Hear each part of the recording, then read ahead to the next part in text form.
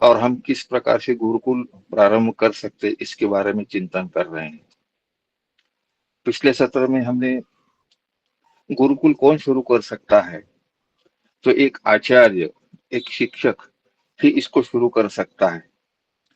क्यों शुरू करना है इसके बारे में तो हमें पता है कि आज की शिक्षा पद्धति तो व्यक्ति का समग्र विकास हो नहीं सकता, इसलिए करना यह हम जानते हैं। लेकिन इसका दूसरा पक्ष भी है कि जो शिक्षक है वो जिस ज्ञान धारा के आधार पर हम ये समग्र विकास करना चाहते हैं, तो उस ज्ञान की सेवा का भाव उस शिक्षक के मन में होना चाहिए। ज्ञान की सेवा का तात्पर्य है ज्ञान की रक्षा करना। तो इसीलिए ज्ञान की साधना करनी पड़ेगी, ज्ञान की उपासना करनी पड़ेगी, केवल व्यक्ति के विकास के लिए नहीं, तो ज्ञान की रक्षा के लिए भी गुरुकुल का प्रारंभ करना आवश्यक है। व्यक्ति का विकास राष्ट्र की सेवा के लिए है, समाज की सेवा के लिए, सृष्टि की सेवा के लिए है। हम एक शब्द वाक्य में कह सकते हैं कि जीवन साधना करनी पड़ेगी।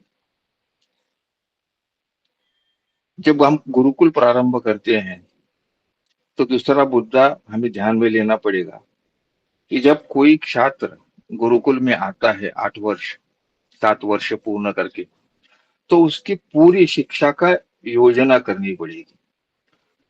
तात्पर्य यह है कि कम से कम 12 वर्ष की एक तप की योजना गुरुकुल में होनी चाहिए।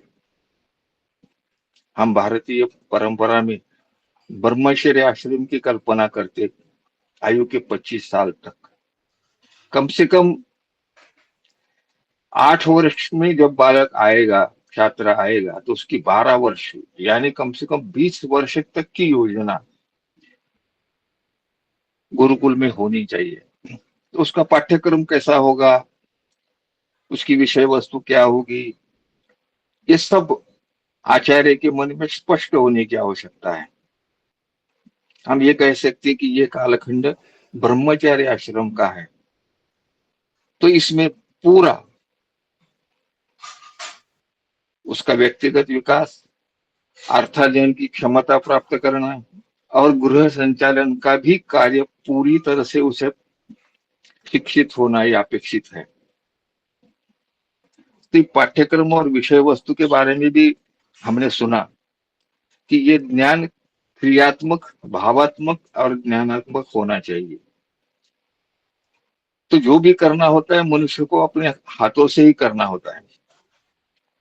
तो सबसे पहले तो 70% क्रियात्मक ज्ञान, 20% भावात्मक और 10% ज्ञानात्मक, इस प्रकार की पूरी पाठ्यक्रम की रचना होनी चाहिए।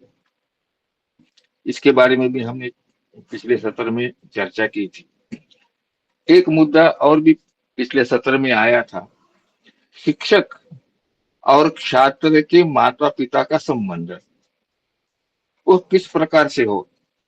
जब तक माता पिता का शिक्षक के प्रति विश्वास, आदर भाव नहीं होगा और शिक्षक का भी अभिभावकों के प्रति विश्वास नहीं होगा, तो ये प्रक्रिया आगे बढ़ना असंभव सा होता है। जो साध्य करना चाहते हैं वो नहीं होता।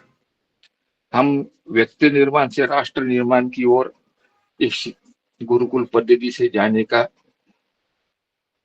हमारा गुरुकुल शुरू करने के पीछे की कल्पना है। ये सारे बिंदु शिक्षक को खुद को सक्षम बनाएंगे। कई मुद्दे ऐसे हैं जो अभी आज हम उसकी चर्चा करेंगे, इसी विषय को आगे बढ़ाएंगे। मैं ताई से अनुरोध करूंगा कि इसी विषय को आगे बढ़ाएं। विनोद जी आप अपना अनम्यूट करिए। अनम्यूट करिए विनोद जी। हाँ ताई जी। गुरुकुल विषयक आज के चिंतन सत्र में जुड़े सभी सुधी श्रोताजनों को सप्रेम सादर नमस्कार।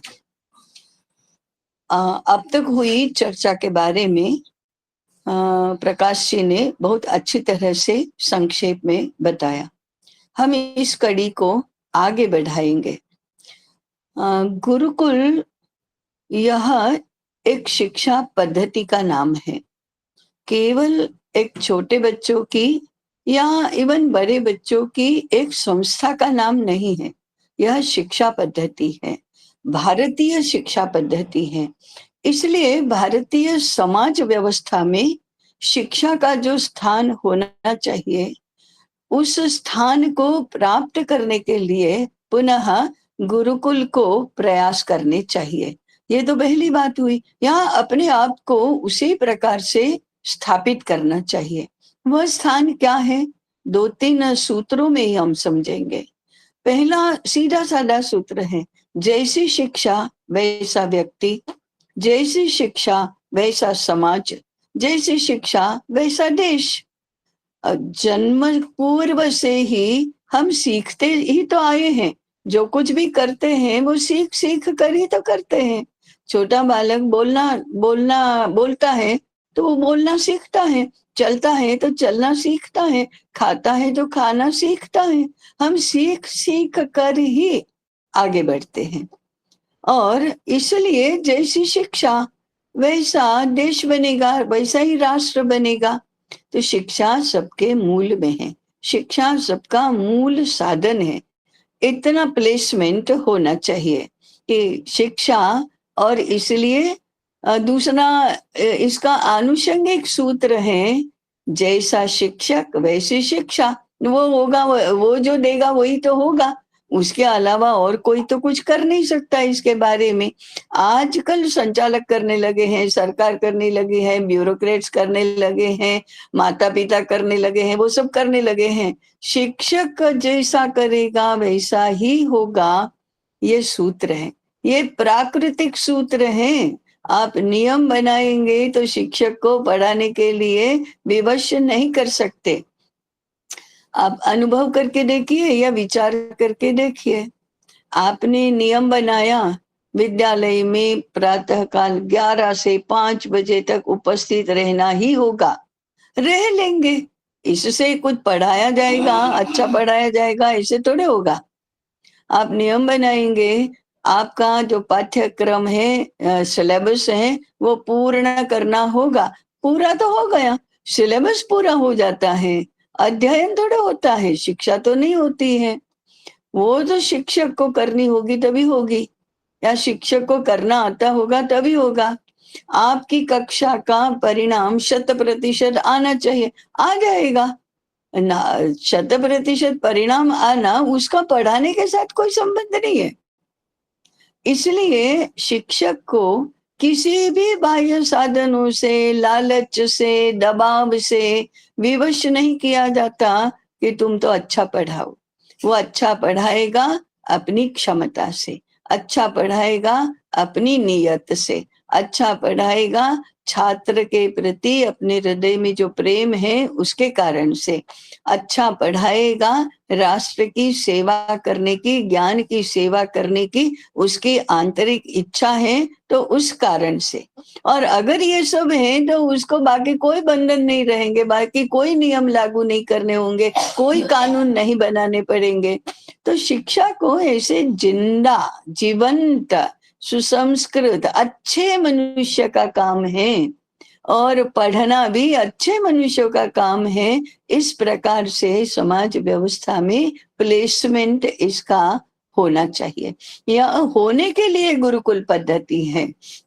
गुरुकुल पद्धति कोई 100, 500, 1000 छात्रों को 8 वर्ष की आयु से 20 वर्ष की आयु तक पढ़ाने की व्यवस्था का केवल कोरा नाम नहीं है, वह राष्ट्र के साथ इस प्रकार के संबंध से जुड़ने का नाम है। गुरुकुल माने शिक्षा राज्य और समाज दोनों का मार्गदर्शन करती है। क्या मार्गदर्शन करती है? राजा जब गुरुकुल में पढ़कर आया है तो वह उसको पढ़ने को मिला है राज्य कैसे करना चाहिए। अच्छा राज्य किसको कहते हैं, युद्ध कला क्या होती है, न्याय व्यवस्था क्या होती है, कानून व्यवस्था क्या होती है, राजनीति क्या होती है, कल्याण राज्य किसको कहते हैं। आज कल्याण राज्य के लिए बहुत अच्छा शब्द पता है हमको, राम राज्य की संकल्पना क्या है। त्रिलोक में और त्रिकाल में राम राज्य का सानी रखने वाला और कोई उदाहरण नहीं है। तो राम भी तो वशिष्ठ मुनि के गुरुकुल में सीखे थे सब। तो गुरुकुल राज्य को मार्गदर्शन करता है, गुरुकुल समाज को मार्गदर्शन करता है। अरे भी पढ़ा लिखा व्यक्ति ऐसा होता है ऐसा नहीं, पढ़ा लिखा व्यक्ति कुशल होता है, अर्थार्जन बहुत अच्छी तरह से कर सकता है, परंतु अर्थार्जन को धर्म के नियमन में रखता है। गुरुकुल सिखाता है प्रजा को नीतिमान होना, धर्मशील होना, बुद्धिमान होना, कुशल होना, ये सब प्रजा को सिखाने वाली गुरुकुल संस्था ही तो है, और कहाँ जाकर सीखता है। तो गुरुकुल माने शिक्षा, माने भारतीय शिक्षा राजा और प्रजा को जीवन सिखाता है, कैसे रचना करना वो सिखाता है, कैसे व्यवस्था बनाना वो सिखाता है। इसीलिए तो जैसी शिक्षा वैसा देश ये कहा जाएगा। तो हमें पुनः गुरुकुल समझते हैं तो गुरुकुल को राजा और प्रजा को माने देश की सारी व्यवस्थाओं को मार्गदर्शन करने वाला, सिखाने वाला ऐसा केंद्र है, ये समझना होगा। जैसी शिक्षा वैसा देश कहेंगे तो भारत भारत बनेगा उसके गुरुकुलों के कारण से। इसका दायित्व गुरुकुलों को लेना होगा और ये नैतिक दायित्व है। इसलिए ये शिक्षकों का है, पर्याय से शिक्षकों का ही है। इसलिए ये अंडरलाइंग प्रिंसिपल गुरुकुल का होना चाहिए कि देश में यदि भ्रष्टाचार है तो हमारी कुछ गड़बड़ है, देश में लोग असंस्कृत अज्ञान अनादि की तरह व्यवहार कर रहे हैं तो वो हमारे कारण से हैं, हमने नहीं सिखाया उनको, इस कारण से हैं। ये नहीं कह सकते कि कैसे सिखाएं, राज्य के नियम ही ऐसे हैं, कानून ही ऐसे हैं, व्यवस्था ही ऐसे, तो कैसे सिखाएंगे। नहीं, ये भी तो दायित्व तो हमारा ही है। मैं जरा स्पष्ट करके उदाहरण बताती हूँ।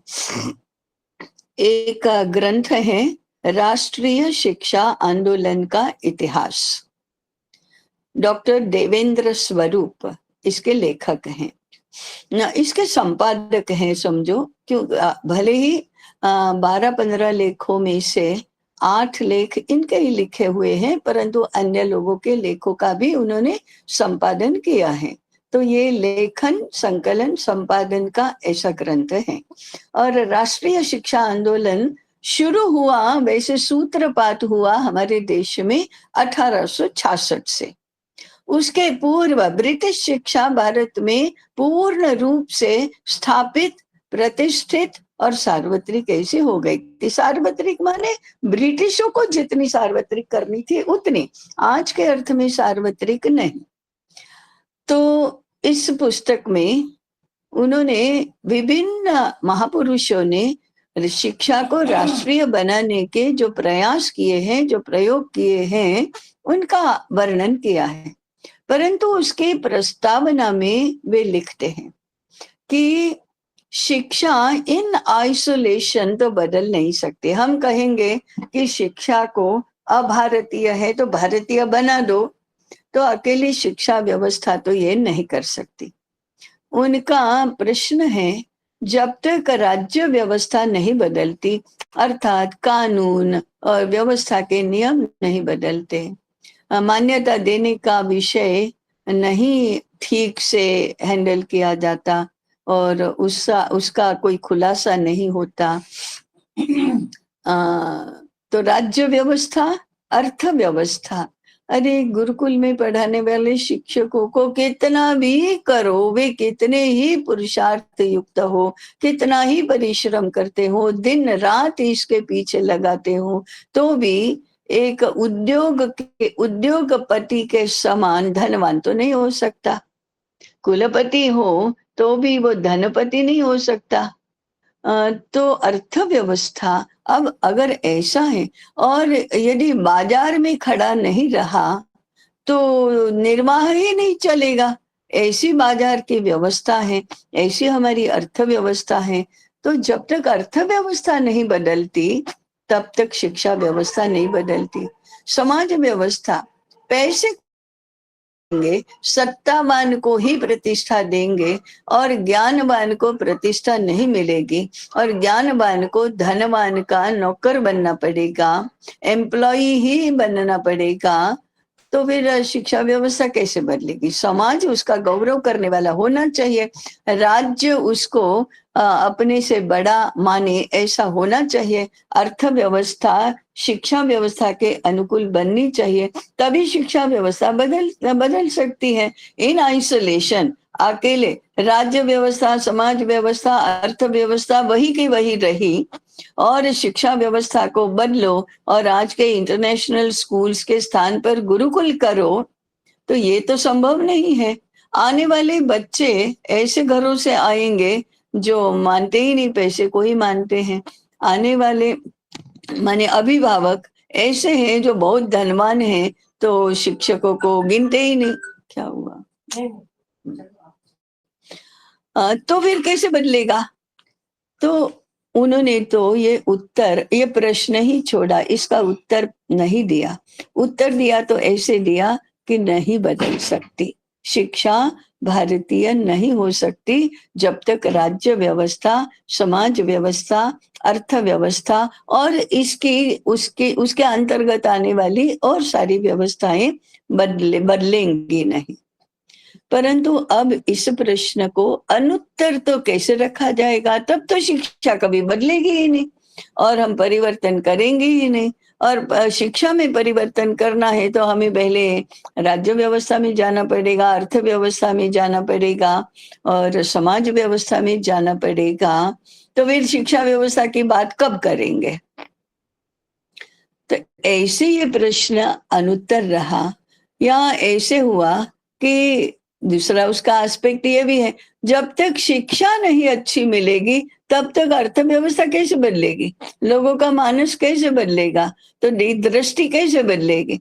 अब ये तो पेचीदा प्रश्न हो गया कि जब तक ये व्यवस्थाएं नहीं बदलती तब तक शिक्षा व्यवस्था नहीं बदलती, और जब तक शिक्षा व्यवस्था नहीं बदलती तब तक ये व्यवस्थाएं नहीं बदलती, क्योंकि कौन उनको सिखाएगा?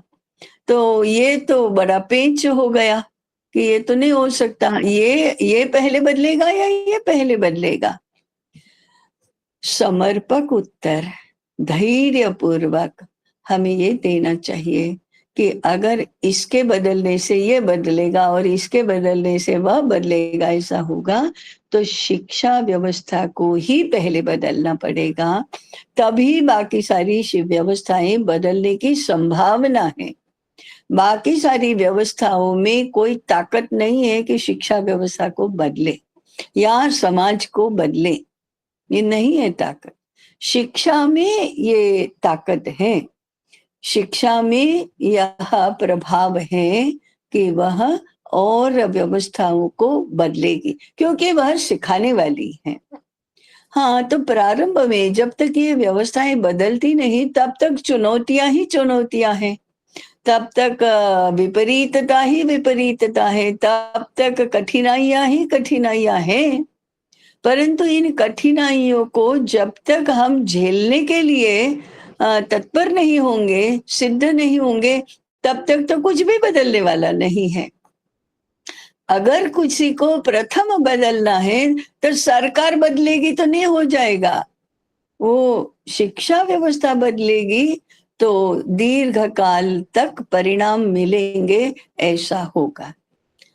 इसीलिए तो आश्रम, विद्यापीठ और सारे ये गुरुकुल चलते थे, वो ऋषियों के माध्यम से चलते थे, वो आचार्यों के माध्यम से चलते थे, जिनका मुख्य कार्य था, व्यवच्छेदक लक्षण था तपश्चर्या, विपरीतताओं को झेलना। तो शिक्षा व्यवस्था को हमेशा सिद्ध रहना पड़ता है कि हमें हमारे पर दायित्व है समाज का, संस्कृति का, धर्म का, मूल्यों का, उसकी रक्षा करने का, उसको समाज में स्वीकृत बनाने का, समय समय पर नियंत्रण भी करना पड़े तो करने का, ऐसी शक्ति निर्माण अपने में करने का ये गुरुकुल का ही दायित्व है। तो गुरुकुल शब्द कोई 550 500 छात्रों को शिक्षा देने वाली एक संस्था ऐसा नहीं है। संपूर्ण देश का जीवन कैसे चलेगा उसका विचार करके जहाँ गतिविधियां होती हैं, व्यवस्थाएं होती हैं, ऐसी एक व्यवस्था, बड़ी व्यवस्था का एक केंद्र माने एक गुरुकुल ऐसा है। तो हम गुरुकुल का एक संस्था के रूप में केवल विचार नहीं करते हैं, हम गुरुकुल का चेन ऑफ स्कूल्स, माने आज डीपीएस कहा तो there are chain of schools, ऐसा है, देश भर में डीपीएस मिलेंगे, ऐसा विचार नहीं कर रहे हैं। राष्ट्र निर्माण के केंद्र के रूप में ही गुरुकुल का विचार करना चाहिए।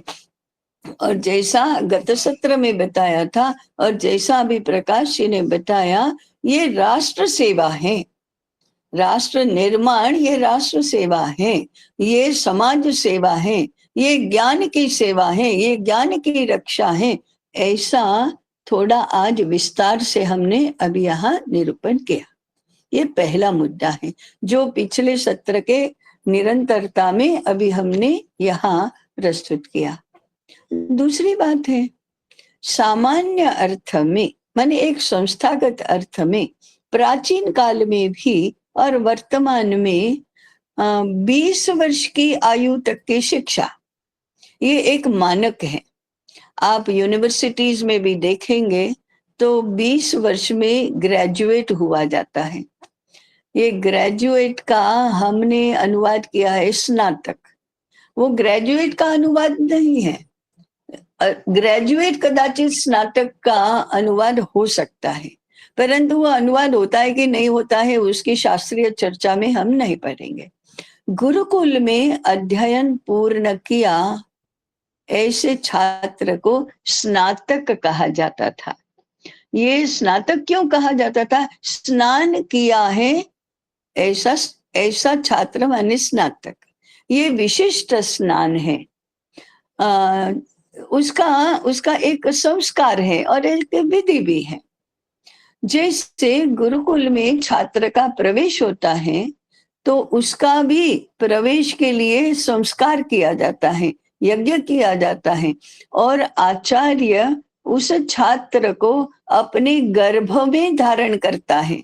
3 दिन तक इसके प्रतीक के रूप में उस छात्र को एकांत में रहना है। तो गुरु ने उसको अपने गर्भ में धारण किया, इसका अर्थ है पूर्ण रूप से वह गुरुकुल का अभिन्न अंग हो गया, गुरु का अभिन्न अंग हो गया। तो ये संस्कार है प्रवेश का।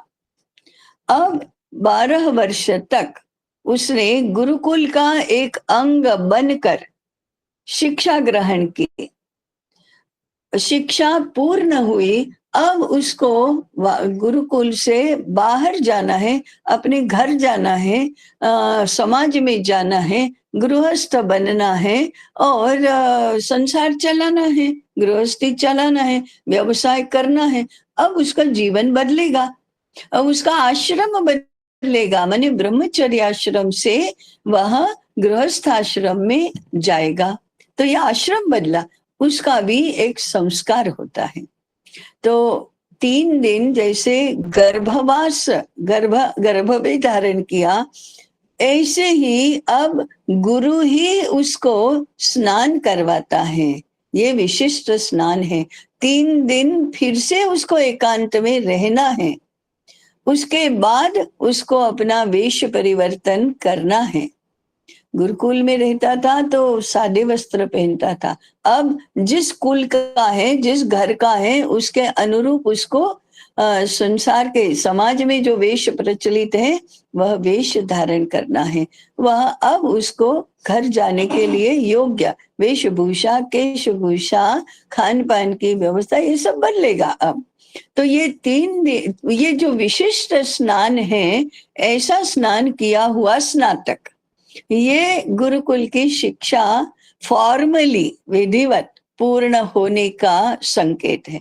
उसका भी संस्कार होता है। उस संस्कार को समावर्तन संस्कार कहते हैं।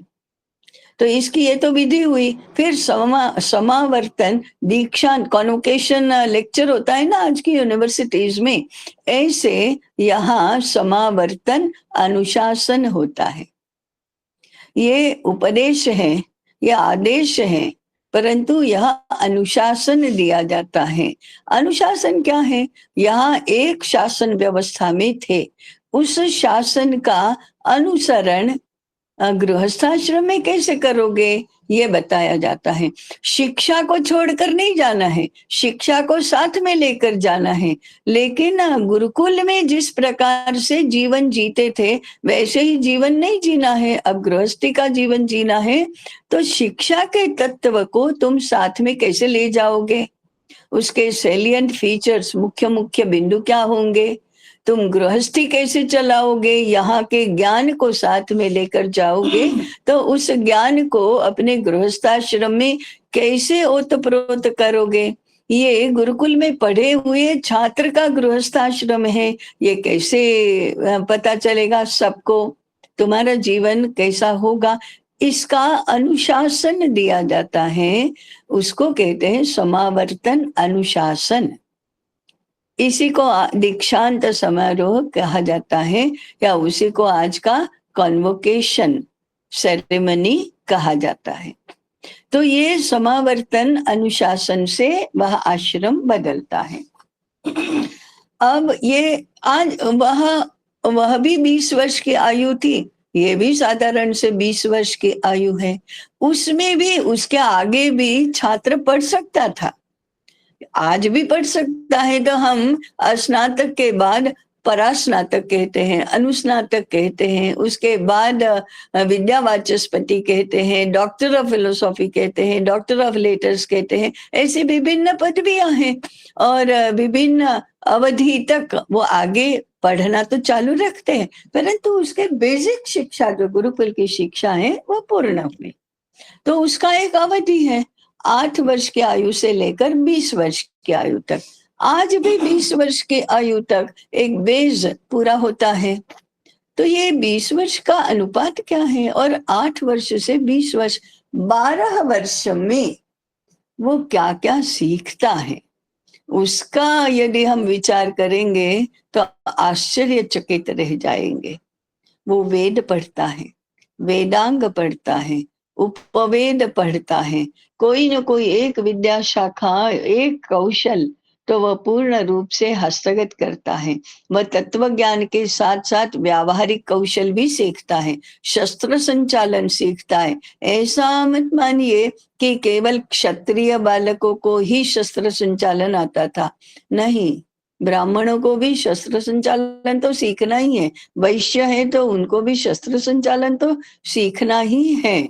गुरुकुल की शिक्षा के 3 मानक हैं कि पढ़ा लिखा व्यक्ति, माने स्नातक हुआ व्यक्ति शील संपन्न, शास्त्र संपन्न, शस्त्र संपन्न होता है।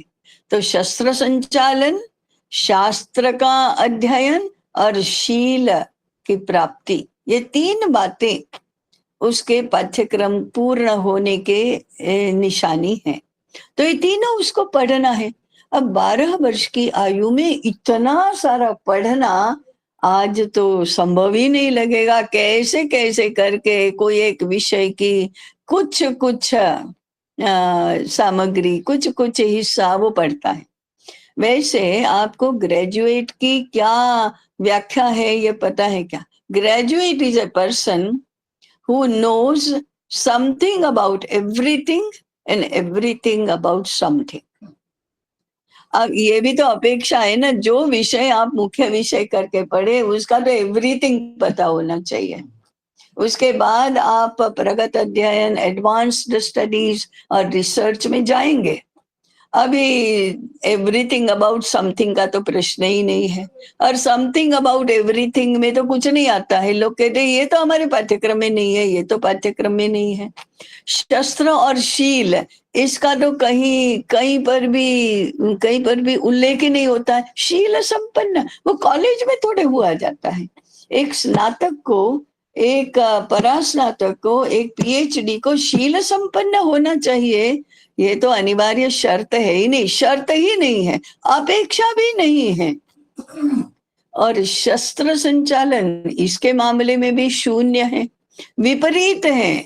अनाड़ी गांव का किसान होगा या अनाड़ी व्यक्ति होगा, उसके हाथ में यदि दंड होगा तो वो चला भी सकेगा, कम से कम मार तो सकेगा। पढ़े लिखे लोगों के हाथ में दंड दो तो सामने वाला इसके हाथ से दंड छीन लेगा और इसको ही मारेगा। दंड धारण करने की शक्ति ही नहीं है, हाथ में नहीं, मन में नहीं, हृदय में नहीं, शक्ति ही नहीं है, साहस नहीं है उसके लिए जो होना चाहिए, सामर्थ्य नहीं है, कौशल नहीं है। तो शील और शस्त्र ये तो पहले ही बाद हो गए। शास्त्र की बात करो तो समथिंग अबाउट समथिंग, ऐसा सूत्र रह गया। ये इसको गुरुकुल के तुलना में बहुत ही अल्प सा अध्ययन कहा जाएगा। तो हम भी 12 वर्ष तो होते ही, 12 क्यों, 8 वर्ष की आयु तक कौन रुकता है? 3 वर्ष की आयु से शुरू करता है, 20 वर्ष की आयु तक, माने 17 वर्ष पढ़ने के बाद शील और शस्त्र तो गए रहे ही नहीं, परंतु शास्त्र के बारे में भी बहुत अल्प सा ज्ञान उसको होता है। इसकी तुलना में 12 वर्ष का इतना प्रदीर्घ, इतना व्यापक पाठ्यक्रम, शील शस्त्र शास्त्र संपन्न और अच्छा जानकार ज्ञाता, ऐसा स्नातक होता है। तो स्नातक के बड़े हाई बार से एकदम, वो कैसे होता है ये ध्यान देने योग्य बात है। आप कलयुग हैं ऐसा करके छूट नहीं सकते। अपेक्षा ये है और स्वाभाविक ये माना गया है 12 वर्ष के अध्ययन में ये तीनों बातें आनी चाहिए। ऐसा पाठ्यक्रम, ऐसी दिनचर्या, ऐसी जीवनचर्या, ऐसी गतिविधियां होनी चाहिए, ये पाठ्यक्रम है। अब ये किस किस कारण से होता है? ये होता है दिनचर्या के कारण, ये होता है परिश्रम के कारण, ये होता है जीवनचर्या के कारण, ये होता है गुरु सेवा के कारण, ये होता है विविध काम करने की कुशलता के कारण, उसकी मानसिक स्वीकृति के कारण, उसको जीवन के साथ जोड़कर मन से, बुद्धि से, हृदय से, शरीर से स्वीकार करना और आत्मसात करना, इसके कारण से। तो इसलिए जैसे अभी प्रकाश जी ने कहा था पिछले सत्र के संक्षेप में कि 80% तो काम ही करना है, वो कृति रूप ही होना चाहिए। उसके बाद भावना प्रदान, माने श्रद्धा होनी चाहिए, आस्था होनी चाहिए, मन से स्वीकृति होनी चाहिए, रुचि उत्पन्न होनी चाहिए, आनंद आना चाहिए, काम अच्छा लगना चाहिए, और फिर उसका शास्त्र ज्ञान होना चाहिए। क्यों ऐसा करना है ये भी आना चाहिए। उसको साथ जोड़कर फिर यज्ञ होता है, स्वच्छता कार्य होता है, सेवा कार्य होता है, और फिर वेद पठन होता है। वेद पठन ये सांकेतिक शब्द है। आप इतिहास पढ़ रहे हैं तो इतिहास का पठन होता है, आप अर्थशास्त्र पढ़ रहे हैं तो अर्थशास्त्र का पठन होता है, वो भी तो एक उपवेद है। आप शिल्प स्थापत्य पढ़ रहे हैं तो वो भी तो उपवेद है, और उपवेद पढ़ने के लिए पहले वेद तो पढ़ने ही है। उप तो बाद में आता है, पहले वेद आता है, बाद में उपवेद आता है। संगीत पढ़ रहे हैं तो वेद तो है ही, और संगीत स्वयं उपवेद है। ज्योतिष पढ़ रहे हैं तो वो वेदांग है, व्याकरण पढ़ रहे हैं तो वह भी वेदांग है, भाषा पढ़ रहे हैं तो 4 वेदांग तो भाषा के लिए ही है। इसलिए ये कैसा ज्ञान, कितनी श्रेष्ठ कोटि का ज्ञान होता था। तो ये पद्धति, प्रक्रिया, व्यवस्था, अनुपात और ज्ञान के प्रति, ज्ञान प्राप्ति के प्रति सही दृष्टिकोण से होता था। तो ये तो शिक्षा क्रम है। अब आज हम अभी जितना समय बाकी बचा उसमें एक महत्वपूर्ण बात की ओर ध्यान देंगे। गुरुकुल में प्रवेश ऐसे ही नहीं हो जाता, योग्यता होनी चाहिए। गुरुकुल में प्रवेश की योग्यता होनी चाहिए, पात्रता होनी चाहिए। योग्यता और पात्रता के संबंध में विस्तार से बात अगले सत्र में करेंगे, क्योंकि वो अपने आप में एक स्वतंत्र विषय है। परंतु यह योग्यता और पात्रता 8 वर्ष के बालक में कहाँ से आती है, उसका स्रोत क्या है? तो उसके योग्य घर की शिक्षा नहीं हुई तो गुरुकुल की शिक्षा असंभव है। केवल प्रवेश मात्र से हो जाती है या 12 वर्ष रहने मात्र से होती है, ऐसा नहीं होता। और इसलिए 8 वर्ष से पहले वो कहाँ होता है उसका विचार करना चाहिए। वो होता है घर में, 8 वर्ष तक वो घर में रहता है। और आज के संदर्भ में विशेष उल्लेख करना है तो 8 वर्ष तो जन्म के बाद गिने जाते हैं। जन्म से पूर्व जो माता की कोख में होता है वो भी इसमें ऐड करना चाहिए। इसलिए सीधा सादा कथन ये है कि गुरुकुल होने से पहले घरकुल होना चाहिए, गृहकुल होना चाहिए। गृह गुरुकुल आप कह सकते हैं, क्योंकि माता प्रथमो गुरु हो, पिता द्वितीय। माता पिता गुरु के रूप में होते हैं, इसलिए 8 या 9 वर्ष की घर की शिक्षा की व्यवस्था यदि सम्यक रूप में नहीं की तो गुरुकुल की संभावना ही नहीं है। और 20 वर्ष की आयु में इतनी अधिक विद्या प्राप्त करना ये संभव नहीं है। आज भी यदि 8 वर्ष तक की आयु अच्छी तरह से संभल गई तो 20 वर्ष की आयु में आज से 100 गुना अच्छी शिक्षा संभव है। अतिशयोक्ति मत मानिए, 100 गुना जब कहती हूं तब आप अतिशयोक्ति मानेंगे, बिल्कुल अतिशयोक्ति नहीं है। इसलिए हमें गृह गुरुकुल की संकल्पना की ओर ध्यान देना चाहिए। और गुरुकुल शुरू करने का बहुत मन है, बहुत तैयारी है, तो गृह गुरुकुल पहले करना चाहिए। या आगे गुरुकुल नहीं भी करना है तो भी गृह गुरुकुल तो करना ही चाहिए, क्योंकि देश के 100% लोग घर में रहते हैं अथवा जहाँ रहते हैं उसको घर ही बोलते हैं। तो 100% लोगों की प्रारंभिक शिक्षा, आधारभूत शिक्षा, जीवन में सबसे महत्वपूर्ण शिक्षा घर में होती है। आज हमने घरों को शिक्षा केंद्र के नाते अत्यंत उपेक्षित कर दिया है और इसका दुष्परिणाम हम भुगत रहे हैं। ये ऐसा वैसा विषय नहीं है, ये देश की 100% जनता को लागू होने वाला विषय है। ये वेद पढ़ने का विषय नहीं है, ये शास्त्र पढ़ने का विषय नहीं है, ये विद्याएं सीखने का विषय नहीं है, ये चरित्र निर्माण का विषय है। वो व्यक्ति कैसा बनेगा, कैसे उसकी इननेट जन्म से प्राप्त होने वाली पोटेंशियल कैसे होगा, इनका पोटेंशियल माने जन्मजात सामर्थ्य कैसा होगा, जिसके आधार पर वह आगे विकास करेगा, जिसके आधार पर वह ज्ञान प्राप्त करेगा, जिसके आधार पर वह अर्थार्जन करेगा, जीवन चलाएगा। वो जीवन चलाने के लिए भी तो सामर्थ्य चाहिए। माने हमको भागने की ओलंपिक रेस में भाग लेना है तो दौड़ना तो आना चाहिए, और दौड़ने के लिए पैर तो होने चाहिए और पैरों में सामर्थ्य तो होना चाहिए, नहीं तो दौड़ेंगे कैसे और रेस में कैसे भाग लेंगे, जीतेंगे कैसे। तो हमारा आज कैसा हो गया है विस्थापित। हमको वर्ल्ड रिकॉर्ड तो बनाना है, परंतु वर्ल्ड रिकॉर्ड बनाने के लिए जो पैरों में शक्ति होनी चाहिए उसकी परवाह नहीं करना है। हमको ज्ञानवान तो बनना है, परंतु ज्ञान प्राप्त करने के लिए बुद्धि में जो सामर्थ्य होना चाहिए वो बुद्धि की बात नहीं करना है। तो बिना बुद्धि के ज्ञान प्राप्त करो, बिना शक्ति के पराक्रम करो, ये तो बात हो ही नहीं सकती। तो फिर सामर्थ्य जो है, जो जन्म से प्राप्त होता है और घर में वो उसका पोषण होता है, उसकी चिंता किए बिना हम गुरुकुल का विचार नहीं कर सकते।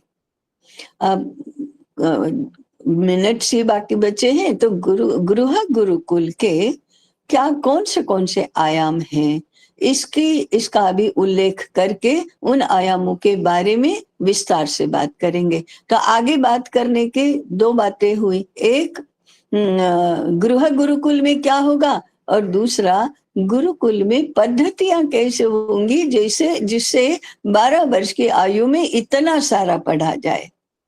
ये दोनों बातें आज संभव हैं। आप कलयुग में तो सामर्थ्य नहीं रहा ऐसा कहने की आवश्यकता नहीं है। ऐसा तो हमारा वो मराठी में कहते हैं ना, पळवाट है, एस्केपिज्म है। ये तो हम अपने पुरुषार्थ करने से बचने की बातें हैं, ऐसा नहीं है, वो संभव है। तो घर में क्या होता है, घर में गर्भाधान संस्कार होता है। गर्भाधान संस्कार देखने में तो माता पर होता है, परंतु असल में वो जन्म लेने वाले गर्भाशय में आने वाले जीव पर होता है। इसलिए जीवन का प्रथम संस्कार गर्भाधान कहा जाता है। तो गर्भाधान ये होता किसके ऊपर है?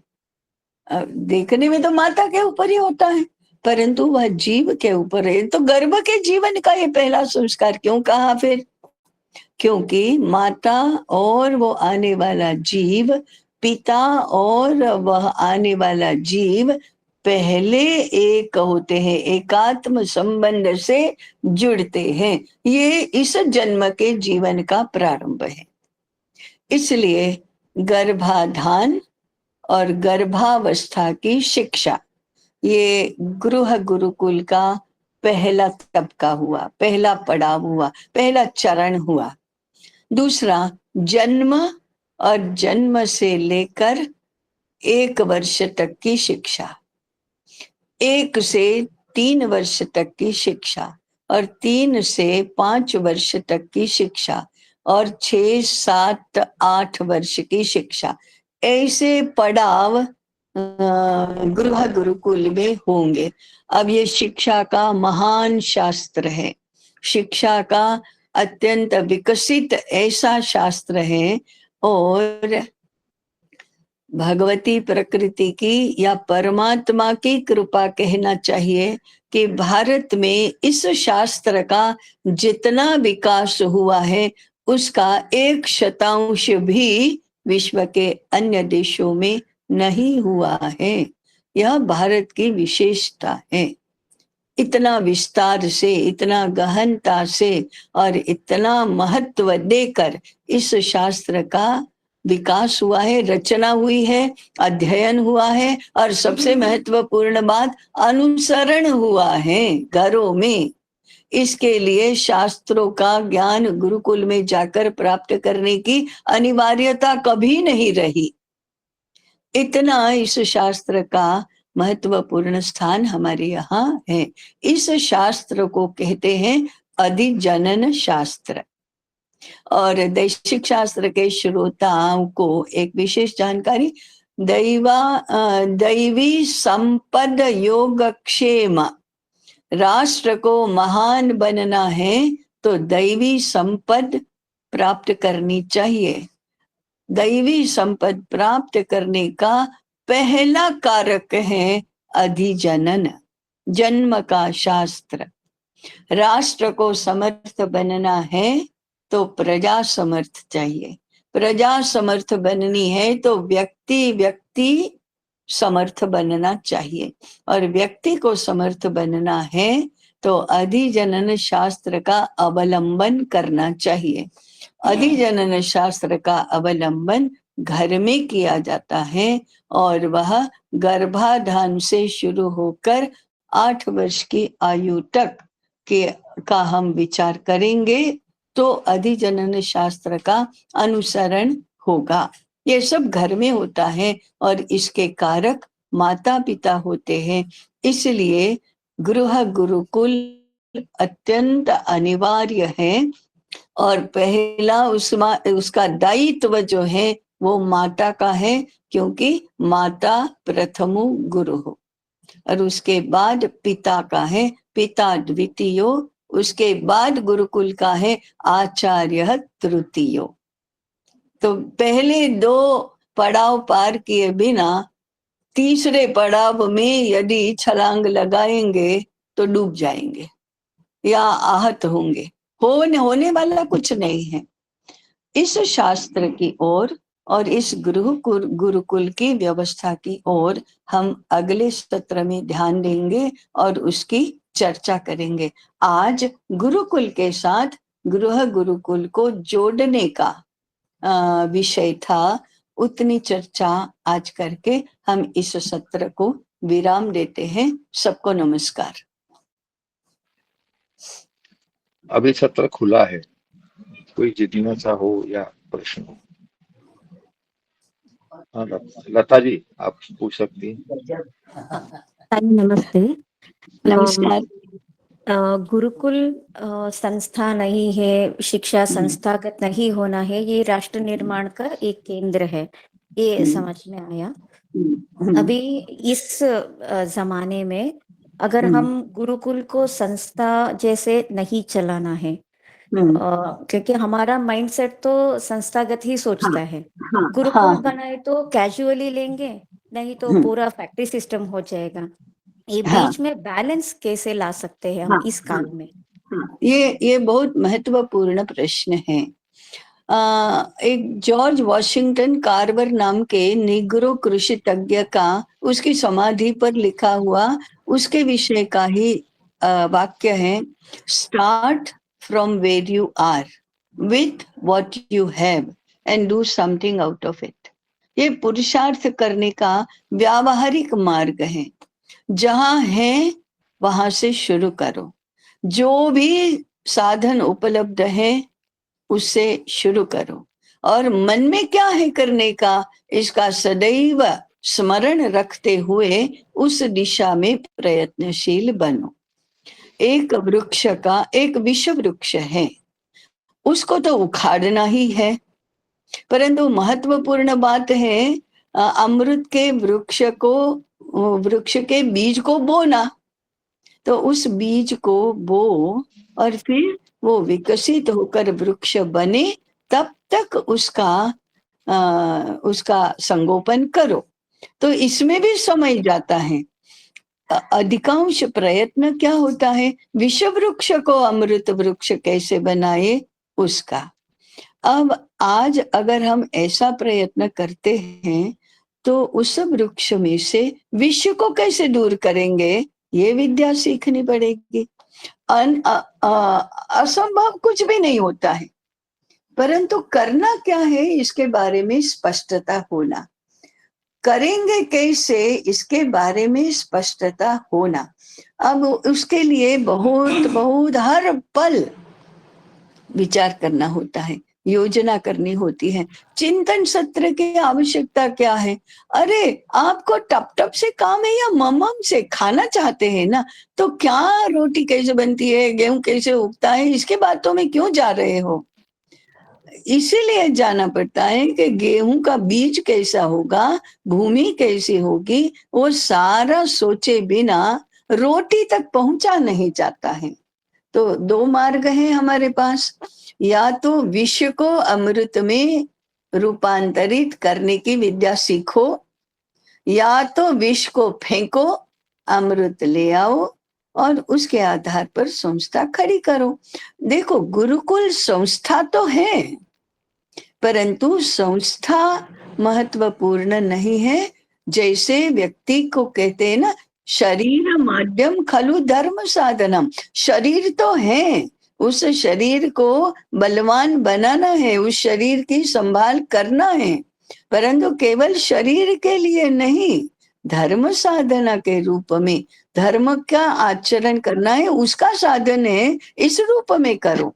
तो संस्था तो आज भी होगी, और आज की होगी तो लोग उसको विश्व वृक्ष की तरह ही देखेंगे।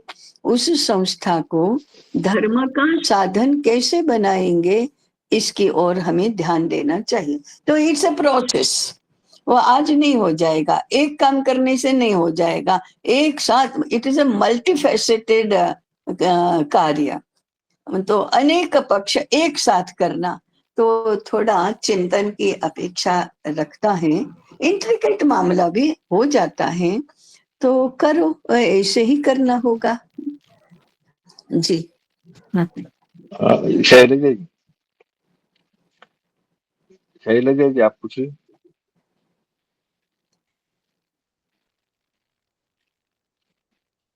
अच्छा, विश्वगुरु को आप पूछ सकते हैं। हाँ, प्रणाम ताई। ताई मैं नमस्कार। रामकृष्ण बोल रहा हूँ। अच्छा, जी। आप ताई पूछिए पूछिए।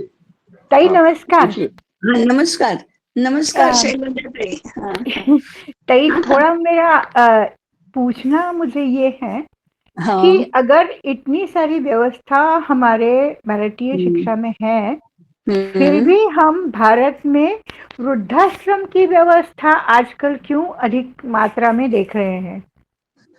क्योंकि गृह गुरुकुल की ओर हमने ध्यान नहीं दिया है, हमारे नींव के पत्थर को उखाड़ कर फेंकने के लिए उद्यत हुए हैं, इसलिए हमने वृद्धों के लिए आश्रम बनाए हैं, ये तो हमारे शोचनीय है। हाँ, बच्चों के लिए पालना घर। नर्सरी पालना घर और हाँ, ये केजी मोंटेसरी शिशु वाटिका नहीं बनाए क्या?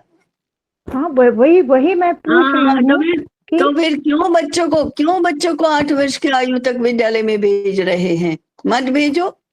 वृद्ध पर तो विवश है वृद्धाश्रम में जाने के लिए, बच्चे भी तो विवश हो गए हैं जाने के लिए, भेजने वाले तो हम ही हैं। पर क्या ये ऐसा नहीं है कि ये काले चक्र की गति है?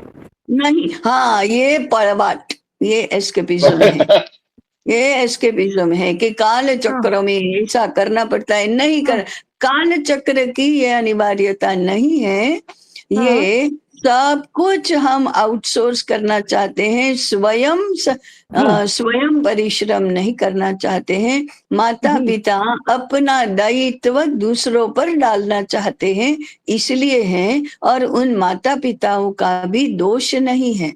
उनको हाँ, हाँ, युवावस्था में हाँ, गृहस्थ बनने की, माता पिता बनने की शिक्षा ही नहीं दी जाती है।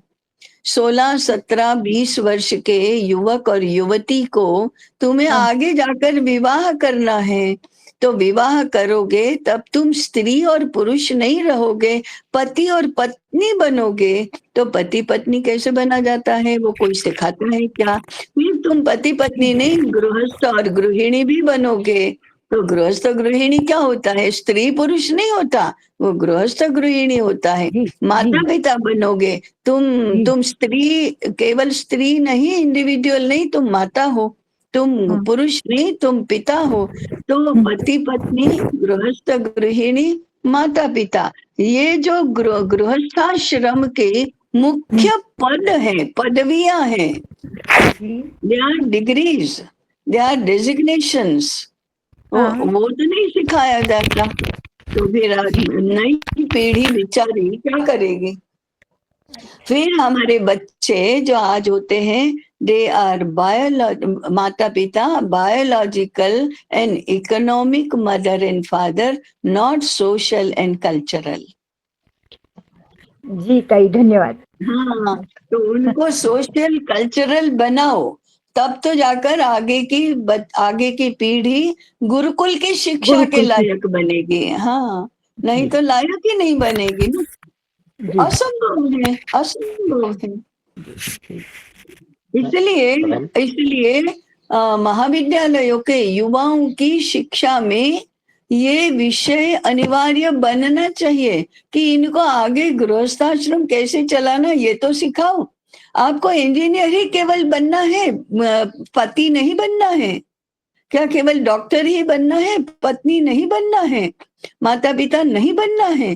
तो डॉक्टर ही तो करेंगे, इंजीनियर तो बनेंगे, करियर तो करेंगे, लेकिन माता पिता नहीं बनेंगे। वो बनेंगे बायोलॉजिकल टर्म्स में, कल्चरल सेंस में नहीं बनेंगे। तो हमने कल्चर और ये समाज शास्त्र मूल्य इसको तो सब एलिमिनेट कर दिया। इसलिए जैसे शील और शस्त्र को एलिमिनेट कर दिया है और शास्त्र को जैसे तैसे पढ़ाया जाता है या सीखा जाता है, वैसे हमने गृहस्थाश्रम को एलिमिनेट कर दिया है। गृहस्थाश्रम की तैयारी को भी एलिमिनेट कर दिया। कुटुंब शिक्षा को, कुटुंब पूर्ण रूप से शिक्षा के क्षेत्र से गायब हो गया है। ये इसका मूल कारण ये है। जी जी जी रामचंद्र जी। जी प्रणाम ताई। नमस्कार। शील संपन्न व्यक्तिमत्व होना, शील संपन्न होना, इसके क्या क्या गुण हो सकते हैं ताई? अच्छे बनो, अच्छे बनो, अच्छे सज्जन बनो।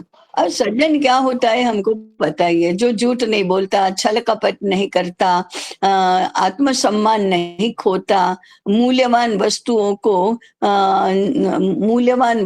को कचरे में नहीं फेंकता, फालतू वस्तुओं के लिए मूल्यवान वस्तुओं को फेंकता नहीं है, सबका प्रेम से सबके साथ रहता है, आदर करता है, विद्या का आदर करता है, धर्म के लिए कुछ भी छोड़ने के लिए तैयार रहता है, वो शील संपन्न व्यक्ति है। दुष्चरित्र नहीं होता, पराई स्त्री के प्रति वक्र दृष्टि से नहीं देखता है, दुष्ट वृत्ति नहीं होता है, वो शील संपन्न होता है।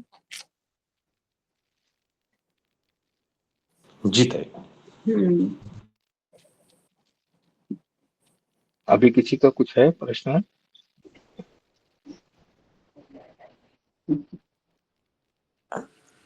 नहीं तो नमस्ते ताई। हाँ जी। ये आपने कहा 12 वर्ष तक, 8 से 20 वर्ष तक गुरुकुल में रहते हैं और उनका एक सिलेबस होता है, वो सब अगर बच्चे को वो 12 वर्ष तक वो सीख नहीं पाया तो क्या वो एक्सटेंड करते हैं या गुरुकुल में? हाँ, करेंगे। नियम तो 12, ये टेक्निकली नहीं समझना है कि 12 वर्ष हो गया, माने 12 गुणा 360 दिन हो गया तो अब पूरा हो गया, ऐसा नहीं होता।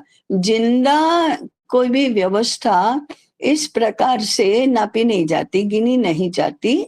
गुरु का आदेश हुआ, अनुमति मिली, तभी वो गुरुकुल से जा सकता है। तो गुरु देखता है कि अभी तो इसकी शिक्षा पूरी नहीं हुई, वो समाज में जाने लायक नहीं बना है, तो वो अनुमति नहीं देगा, उसको रहना होगा। तो ऐसे बहुत सरकार की कानून नहीं है कि 20 वर्ष की आयु में उसको जाना है। वो गुरु के कानून चलते हैं, तो गुरु के कानून अलग होते हैं। धन्यवाद जी। आशा जी आपने हैंड रेज किया। प्रणाम ताई जी। आज के क्षेत्र में पहले पड़ाव में हमने देखा कि शिक्षा और शिक्षक के विषय में चर्चा हुई। तो जो शिक्षा है, जो अभी की शिक्षा जो है, तो हमें कैसे करना होगा, जो ऐसा होना चाहिए, मतलब कि अब हम जब गुरुकुल खोलेंगे तो विद्यार्थी को ऐसा चल रहा है और ऐसा होना चाहिए, दोनों आयाम पढ़ने होंगे। अभी इससे पूर्व के सत्र में, उसके पूर्व के सत्र में अगर गुरुकुल करना है तो जिस व्यक्ति को भी गुरुकुल करना है उसको अपने आप को शिक्षक बनाना होगा। देखो, विद्वान होना और शिक्षक होना एक बात नहीं है। तो विद्वान को अपने आप को शिक्षक के रूप में रूपांतरित करना होगा। अगर दूसरा कोई भी व्यवसाय करता है थोड़ा कम विद्वान भी है, तो भी उसे अपने आप को शिक्षक के रूप में रूपांतरित करना होगा। जब वो शिक्षक बनता है तो फिर गुरुकुल शुरू करता है। ये पहली अनिवार्य आवश्यकता है। गुरु नहीं तो गुरुकुल कहाँ से होगा? ये तो सीधी बात है ना। अब गुरु कभी एम्प्लॉय नहीं होता। लोग बहुत आते हैं, हमेशा यहाँ आते रहते हैं, गुरुकुल शुरू करना है। हमने कहा गुरु कहाँ? आप गुरु हैं? नहीं, हम गुरु नहीं है। तो गुरु कहाँ से आएंगे? हायर कर लेंगे। ये गुरुकुल की भाषा ही नहीं है। हायर होता है वो कभी गुरु नहीं होता, और जो गुरु होता है उसको कोई भी हायर नहीं कर सकता। तो बस गुरु बनो, माने शिक्षक बनो। गुरु माने आज का हाँ गुरु, ऐसा नहीं गुरु। गुरु जैसे माने आपने शिक्षक। आपने बताया था जी कि अर्थतंत्र और सभी तंत्र बदलने होंगे, तो जो अभी का अर्थतंत्र वो समझना आवश्यक रहेगा, और जैसा बनाना है हमें वो भी समझना होगा। नहीं, रूपांतरित करो, बदलना तो है। अर्थशास्त्र का, भारतीय अर्थशास्त्र गुरुकुलों में नहीं पढ़ाया जाएगा तब तक देश की अर्थव्यवस्था नहीं बदलेगी। उनको बेचारे को कहाँ पता है कैसे बदलना। वो तो एक अर्थव्यवस्था में ढले हैं। उनका उद्देश्य है पैसा कमाना, उनका उद्देश्य है उद्योग चलाना। उनको भारतीय अभारतीय का पता ही नहीं है। उनका उद्देश्य है धनिक बनना। वो कैसे बदलेंगे? ना राज्य को पता है कि भारतीय स्वरूप से उद्योग चले, इसके लिए कानून कैसे होने चाहिए, व्यवस्था के। सुनो, उनको पता नहीं है। हम ये नहीं कहते कि उद्योगपति दुष्ट हैं, हम ये नहीं कहते कि राज्य करने वाले दुष्ट हैं, हम ये नहीं कहते कि समाज में सब लोग दुष्ट ही दुष्ट है। नहीं, उनको दुष्ट रखा गया है, बनाया गया है, ऐसा शास्त्र पढ़ाया गया है कि वो दुष्ट बनने को ही विकास माने। उसका क्या करेंगे? पाप तो यूनिवर्सिटी ने किया है, पाप गुरुकुल ने ही किया है, पाप विद्यापीठ ने किया है।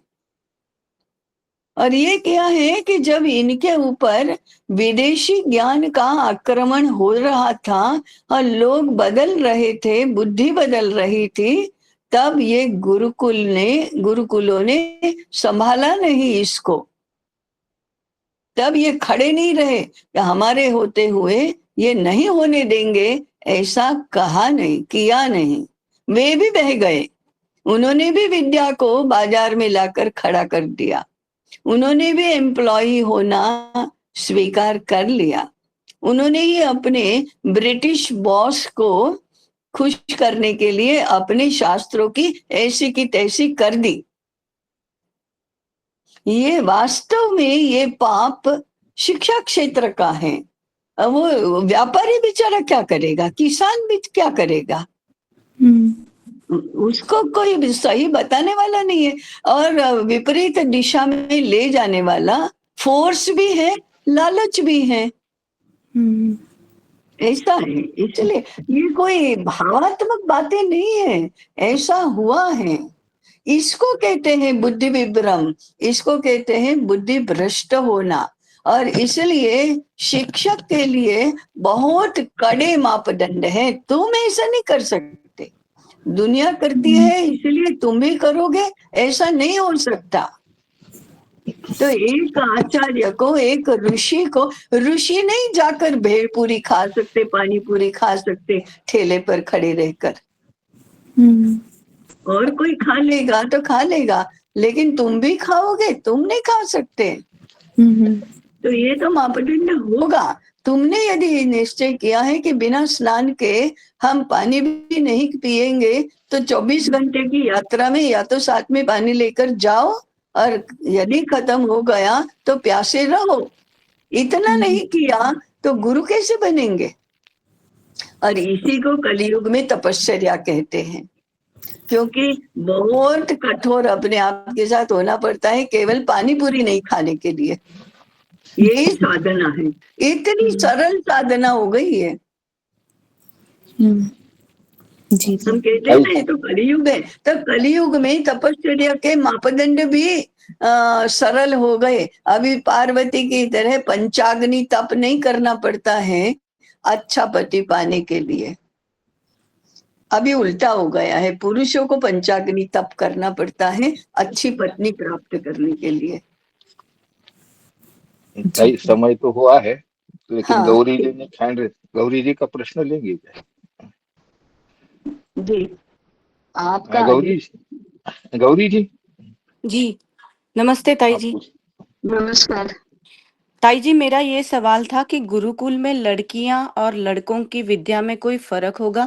क्योंकि मॉडर्न जमाने में, जैसे फॉर एग्जांपल मेरे घर में भी डॉक्टर्स है, मेरी ननंद की बहू आई है वो डॉक्टर है और वो एक रिसर्च कर रही है ओल्ड एज में अननोन डिजीजेस के ऊपर।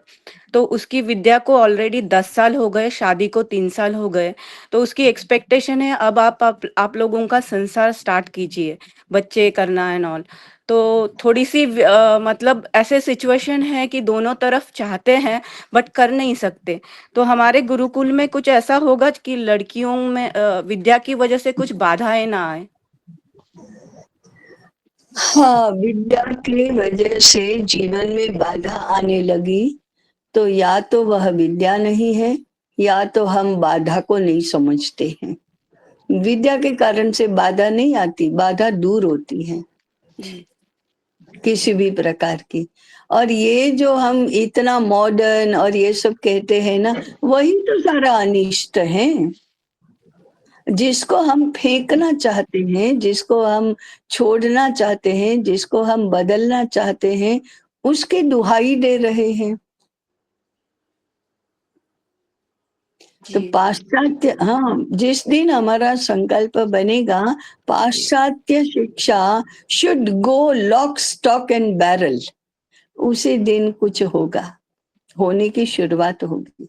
अभी तो हम पाश्चात्य शिक्षा को तो इतना संजो कर रखना चाहते हैं और उसमें भारतीय कुछ बता दो ना, कुछ ये इसके बारे में गीता में क्या कहा है बता दो ना, तो हमारा थोड़ा आत्मसंतोष हो जाएगा कि हम गीता के भी 4 श्लोक लेंगे और ये मॉडर्न टेक्नोलॉजी को भी संभाल लेंगे।